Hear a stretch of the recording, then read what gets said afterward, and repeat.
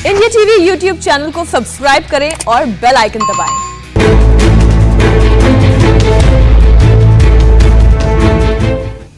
नमस्कार, आप देख रहे हैं इंडिया टीवी। आपके साथ मैं हूं मीनाक्षी जोशी। कोरोना की दूसरी लहर अभी पूरी तरह से खत्म नहीं हुई है और थर्ड वेव का खतरा मंडराने लगा है। देश भर में अब तक डेल्टा प्लस वेरिएंट के 41 केसेस मिल चुके हैं। महाराष्ट्र में 21 लोगों के अंदर वायरस के इस नए वेरिएंट की पुष्टि हुई है, जबकि एक मरीज की जान भी गई है। वहीं मध्य प्रदेश में भी डेल्टा प्लस के केसेस बढ़ते जा रहे हैं। मध्य प्रदेश में इस नए वेरिएंट के अब तक 6 केस मिल चुके हैं। एक मरीज की मौत हुई है। मध्य प्रदेश के उज्जैन में डेल्टा प्लस की वजह से दम तोड़ने वाली 59 साल की महिला के बारे में पता चला कि उन्होंने कोरोना वैक्सीन नहीं लगवाई थी और बाकी डेल्टा प्लस के जिन 5 मरीजों ने कोरोना की वैक्सीन लगवाई थी, उनकी जान बच गई। तो इस वक्त की बड़ी खबर आपको बता दें, डेल्टा प्लस वेरिएंट इस वक्त लोगों के बीच अब डर का एक नया कारण बन गया है। जो डेल्टा वेरिएंट था वो खुद इतना संक्रामक था, वो खुद इतना खतरनाक था, जिसकी लहर हमने देखी कि ये दूसरी वेव कितनी खतरनाक साबित हुई। और अब ये डेल्टा प्लस वेरिएंट, इस वक्त देश के 8 राज्यों में डेल्टा प्लस के कितने केसेस मिले हैं, ये आपके सामने जानकारी रख दें। मध्य प्रदेश में 6 केसेस की पुष्टि हुई, तो महाराष्ट्र में अब तक 21 मामले सामने आ चुके हैं। केरल और तमिलनाडु की बात की जाए तो यहां पर 3 केस, जबकि कर्नाटक में डेल्टा प्लस वेरिएंट के 2 मामले रिपोर्ट किए गए हैं। इसके अलावा जम्मू कश्मीर, आंध्र प्रदेश और पंजाब में भी एक केस डेल्टा प्लस वेरिएंट का रिपोर्ट किया गया है। इस वक्त हमारे साथ डेल्टा प्लस वेरिएंट क्या इतना ज्यादा खतरनाक है, क्या ये डेल्टा वेरिएंट से भी ज्यादा संक्रामक है, इसकी सीवियरिटी कितनी है और वैक्सीन का असर इस वेरिएंट पर कितना है, इसके हर आयाम पर चर्चा करने के लिए हमारे साथ डॉक्टर राजेश मल्होत्रा एम्स से जुड़ गए हैं। एम्स हैदराबाद से डॉक्टर विकास भाटिया हमारे साथ हैं और गंगाराम अस्पताल से चेयरमैन डॉक्टर सौमित्र रावत हमारे साथ हैं और डॉक्टर राजेश भी हमारे साथ जुड़ेंगे इस पूरी चर्चा में। डॉक्टर राजेश मल्होत्रा बल्कि हमारे साथ जुड़ गए हैं एम्स से। बहुत बहुत स्वागत है आप तीनों मेहमानों का। डॉक्टर राजेश मल्होत्रा, मैं शुरुआत आपसे ही इस चर्चा की कर रही हूं। हम डेल्टा वेरिएंट के बारे में थोड़ा बहुत ही समझ पाए थे, अब ये एक नया डेल्टा प्लस वेरिएंट आ गया है। ये डेल्टा प्लस वेरिएंट है क्या? जी, तो जो भी हम बात करते हैं किसी भी वेरिएंट की, वो वेरिएंट में कोई ऐसी म्यूटेशन जो पाई जाती है जो कि जिससे उसके बिहेवियर में चेंज आ जाता है, तो पहले वो वेरिएंट ऑफ इंटरेस्ट बन जाता है कि हम लोगों को लगता है कि ये बढ़ता जा रहा है, तो इस पे नजर रखनी जरूरी है कि इसकी क्या इम्प्लीकेशंस है। लेकिन जब ये देखा जाता है कि उसमें वाकई में संक्रमण करने की शक्ति ज्यादा है या अलग तरह की बीमारी कर रहा है, तो वेरिएंट ऑफ कंसर्न बन जाता है। इस समय जो डेल्टा प्लस वेरिएंट है वो WHO के अनुसार एक वेरिएंट ऑफ कंसर्न है, जिसका मतलब ये कि इसके ऊपर हमें बहुत ही जरूरी क्लोज वॉच रखना जरूरी है, क्योंकि जब भी कोई वेरिएंट आता है तो हमें प्राइमरी कंसर्न ये होता है कि पहली बात तो ये है कि क्या ये ज्यादा संक्रामक है, दूसरी बात ये है क्या ये ज्यादा घातक है, क्या ये ज्यादा तेजी से फैलता है, क्या ये हमारे जो डायग्नोस्टिक टेस्ट है उनके द्वारा इसको पकड़ा जा सकता है, डिटेक्ट किया जा सकता है या उससे छूट जाता है, क्या हमारी बॉडी की इम्यूनिटी इससे लड़ सकती है या इसमें इम्यून एस्केप फेनोमेनन है, क्या इसमें हमारी मोनोक्लोनल एंटीबॉडीज काम करेंगी कि नहीं करेंगी, और क्या इसके लिए जो ट्रीटमेंट है वो अलग से करना होगा, क्या हमारी वैक्सीनेशन इसमें काम करेगी कि नहीं करेगी। तो इसलिए ये सारे सवाल उठते हैं जब भी हमें कोई ऐसा नया उसका म्यूटेशन मिलता है जिसमें कि हमें ये चिंता हो जाती है कि इनमें से कोई ना कोई इशू या पब्लिक हेल्थ का इशू इसमें महत्वपूर्ण है। और इसीलिए हम डेल्टा प्लस की बात आप और हम कर रहे हैं, क्योंकि इससे पहले कि ये सिचुएशन हाथ से निकल जाए इसके बारे में ये जानकारी और जागरूकता होना अत्यंत आवश्यक है। डॉक्टर विकास, अब बात ये आती है कि क्या ये डेल्टा वेरिएंट से भी ज्यादा संक्रामक है, क्योंकि 2 बातें होती है, एक होती है ट्रांसमिशन कितनी तेजी से हो रहा है और दूसरी बात है सीवियरिटी की। तो इस लिहाज से आप समझाएं कि क्या ये डेल्टा प्लस वेरिएंट ज्यादा संक्रामक है या इसकी सीवियरिटी ज्यादा है? जैसा कि अभी आप बता रहे थे, डॉक्टर साहब ने बताया कि ये अभी जो पुराना डेल्टा वायरस जो चल रहा था पूरे, जिसकी हमने सेकेंड वेव देखी, उसके बाद में उस वायरस में जो छोटा सा म्यूटेशन हुआ, म्यूटेशन से मतलब कि उसकी स्ट्रक्चर में बहुत छोटा सा चेंज आना, इसको ही अब हम टेक्निकल भाषा में उसके आगे .1 लगा देते हैं और इसको डेल्टा प्लस कहते हैं। अब चूंकि ये अभी वायरस अभी पिछले कुछ दिन से इसकी पड़ताल करके मालूम पड़ा कि ये नया वायरस आया है, तो इसके बारे में अभी एकदम से कहना कि ये बहुत ज्यादा कम्युनिकेबल है या इसकी ये बहुत ज्यादा लीथल है, अभी इसके बारे में साइंटिफिक पूरा एविडेंस हमारे पास नहीं है। इसलिए क्योंकि जिस प्रकार डेल्टा 2 आया पिछली बार वाला, जिसको हम डेल्टा B.1.617.2 कहते हैं, अचानक से उसकी वजह से एकदम से फैला और केसेस बहुत ज्यादा आए, तो इसकी वजह से हम लोग थोड़े से और भी ज्यादा अलर्ट होना चाहते हैं कि कभी ऐसा ना हो कि वैसी स्थिति फिर से आ जाए। इसकी वजह से हम इस बारे में अभी इसको चर्चा करते हैं, इसको देख रहे हैं और इसको जांच पड़ताल कर रहे हैं। और भी देशों में आया है, लेकिन एक चीज देखने को आई, जैसा कि अभी आप भी समाचार में कुछ बता रहे थे अभी, कि जिन लोगों ने वैक्सीन लगवाया है, जिनका वैक्सीनेशन हुआ है, उनके अंदर में इसकी मोर्टेलिटी नहीं हुई, डेथ नहीं हुई है। तो इसका मतलब ये है जो परिणाम निकल रहे हैं कि वैक्सीनेशन इसका जो है वो इफेक्टिव है। अभी पीछे हाल ही में हमारे सेक्रेटरी साहब ने भी उनका स्टेटमेंट आया था कि जो इंडिया में अभी 2 वैक्सीन चल रहे हैं, कोवैक्सीन और कोविशील्ड, ये जो है अभी उसके अगेंस्ट में इफेक्टिव है। तो ये अभी तक की हमारी जो साइंटिफिक एविडेंस हमारे पास यही है। डॉक्टर सौमित्र, मैं एक बार फिर से इसकी संक्रमण की रफ्तार पे आपसे थोड़ा सा समझना चाहती हूँ, क्योंकि कई सारी रिपोर्ट्स आनी शुरू हो चुकी हैं। उनमें अब ये अंदाजा भर ही है, क्योंकि ये तो शुरुआत हुई है डेल्टा प्लस वेरिएंट की, तो उसमें ये कहा जा रहा है कि 60% ज्यादा संक्रामक है ये। तो क्या ये बात सही है या ये केवल अंदाजा भर है? आई थिंक मीनाक्षी जी, अभी स्टार्टिंग है, ये अंदाजा भर है। विद टाइम हमें ज्यादा मालूम चलेगा। जैसे कि आपने देखा होगा जब अल्फा वेरिएंट आया था इंग्लैंड में, तो उस समय भी जो ट्रांसमिशन रेट था उससे 40% इंक्रीज हो गया था।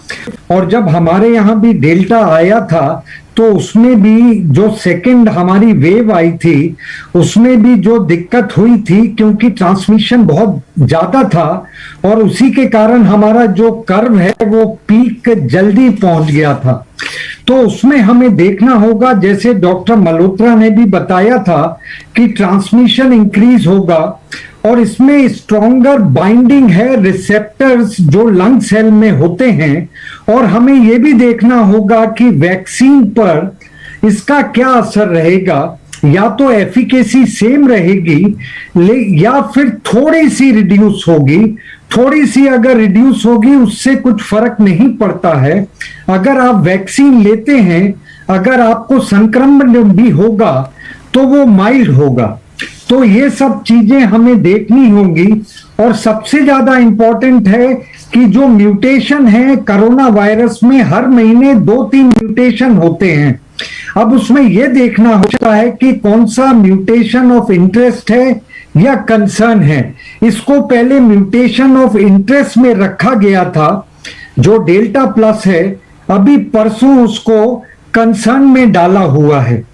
तो इसीलिए ये बहुत जरूरी हो जाता है कि हम अपना कोविड एप्रोप्रिएट बिहेवियर फॉलो करें और जो वैक्सीनेशन है जब भी आपको मिले उस वैक्सीन को आप जरूरी लगवाएं। जी डॉक्टर राजेश, अब आप ये समझाएं कि अगर मैं एक हाइपोथेटिकल सिचुएशन आपके सामने रख रही हूं, अगर 100% आबादी को कोरोना की वैक्सीन लग जाती है, इन दैट केस ऑल्सो कि ये म्यूटेशन जारी रहेगा, क्या फिर भी कोरोना वायरस फैल सकता है? जी, तो इसमें 2-3 बातें समझनी बहुत जरूरी। आपके सवाल के 2-3 डिफरेंट एंगल हैं या आयाम हैं। पहली बात तो ये है कि म्यूटेशन होती है जब वायरस मल्टीप्लाई करता है, और मल्टीप्लाई वो मेरे शरीर के अंदर करता है और मेरे शरीर से जब मैं किसी को इन्फेक्ट करता हूं तो उसके अंदर करता है। तो पहली बात तो ये है कि जैसे जैसे वायरस फैलता है वैसे वैसे म्यूटेशन होती है। अगर चेन ऑफ ट्रांसमिशन इंटरप्ट हो जाएगी, अगर वो एक व्यक्ति से दूसरे व्यक्ति में नहीं जाएगा तो मेरी म्यूटेशन मुझी में खत्म हो जाएगी। या तो वो वायरस खत्म हो जाएगा या मैं खत्म हो जाऊंगा, लेकिन वो म्यूटेशन जो है वो मुझसे दूसरे में नहीं जाएगी। तो सबसे बेसिक बात यह है कि जब चेन ऑफ ट्रांसमिशन इंटरप्ट होगा तभी ये म्यूटेशन बंद हो सकते हैं। जो आपने ये बात की दूसरी, वो भी बहुत जरूरी उस पर ध्यान देना है कि कोई भी वैक्सीन 100% किसी भी स्ट्रेन के अगेंस्ट या वेरिएंट के अगेंस्ट इफेक्टिव नहीं है।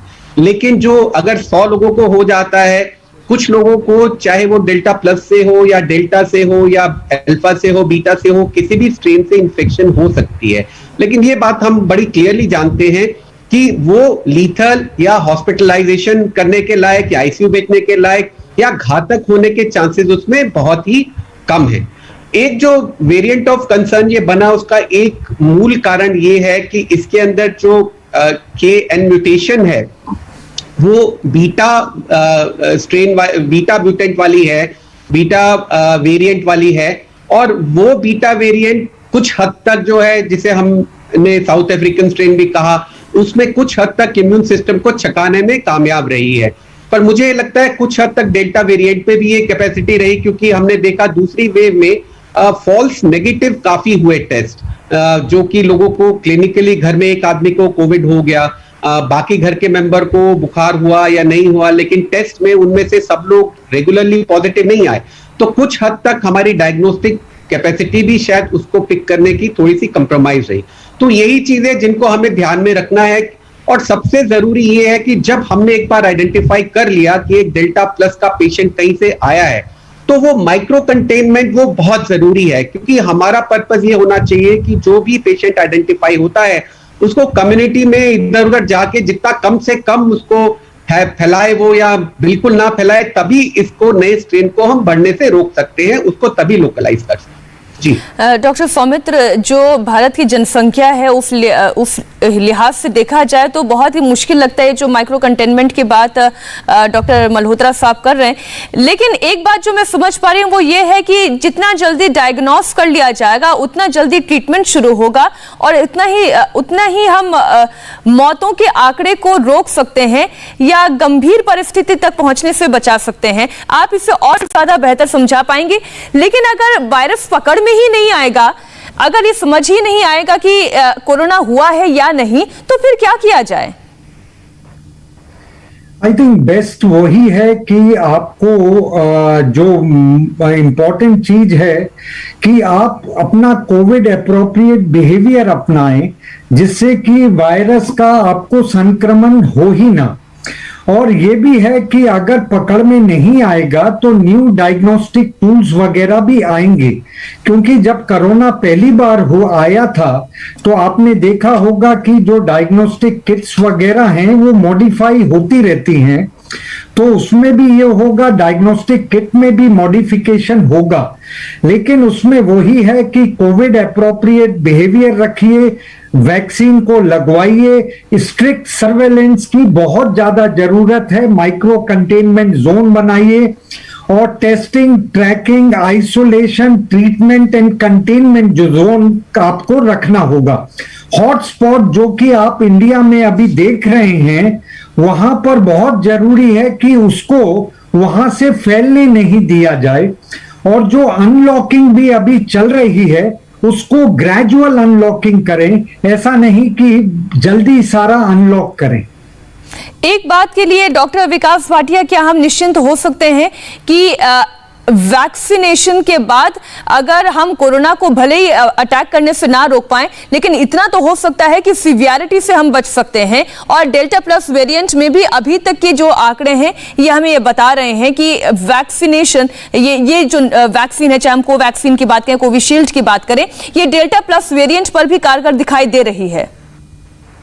जी मीनाक्षी जी, आप बिल्कुल सही आप सवाल किया आपने। अभी भी मैं यही बात कर रहा था कि इस तरह का अभी कोई हमारे पास एविडेंस नहीं है कि ये वैक्सीन अभी इफेक्टिव नहीं होंगे, ऐसा कुछ नहीं है। लेकिन जो हमारी कार्यक्रम जैसे ये कोविड के बचाव के लिए, इलाज के लिए, वैक्सीनेशन के लिए और डायग्नोसिस के लिए जैसे बने हुए हैं, जिसको कि मैं आमतौर से कहता हूं कि 4 पिलर है पूरे मैनेजमेंट में कोविड के एंगल से। कोई भी वायरस आए, म्यूटेशन होती रहेगी ये कुछ, लेकिन कई बार वो ज्यादा असरदार नहीं होती। लेकिन हम लोगों को अलर्ट इसलिए कर दिया गया है और होना भी चाहिए कंसर्न भी होना चाहिए, क्योंकि हमने कुछ शायद गलतियां की उस समय। लॉकडाउन 1 में हम लोग बहुत कंफर्टेबल हो गए, जिसकी वजह से अचानक से ये लोगों ने प्रिकॉशन लेने बंद कर दिए और ये बहुत तेजी से बढ़ गया। तो मुझे अभी ऐसा लगता है कि अभी कोई चिंता करने की जरूरत नहीं है। वैक्सीन के हिसाब से सब लोग ज्यादा से ज्यादा वैक्सीन लगवाएं, और जैसे कि भारत सरकार ने अभी 21 जून से एक स्पेशल कैंपेन शुरू किया वैक्सीनेशन का। 1 करोड़ के लगभग 86 लाख लोगों को एक दिन में लगा देना, ये एक बहुत बड़ी मुझे लगता है कि बिल्कुल ये उपलब्धि है, और इस यहीं पर नहीं रुकना है। जब तक कोई दवा नहीं आ जाती, वैक्सीन ही इस कोरोना बीमारी का इलाज है, ये हम सब समझ रहे हैं। बहुत बहुत धन्यवाद डॉक्टर मल्होत्रा, डॉक्टर भाटिया, साथ ही डॉक्टर रावत जी, आपका भी हमारे साथ जुड़ने के लिए, इस चर्चा में शामिल होने के लिए। और वक्त एक छोटे से ब्रेक का है, लेकिन आप कहीं मत जाइएगा। ब्रेक के बाद आपको दिखाएंगे मर्डर के आरोपी सुशील पहलवान के साथ दिल्ली पुलिस का फोटो सेशन। नमस्ते, मैं हूं मीनाक्षी जोशी। वीडियो और खबरों से अपडेट रहने के लिए India TV YouTube channel subscribe करें, बेल आइकन दबाना ना भूलें। जुड़े रहें इंडिया टीवी के साथ।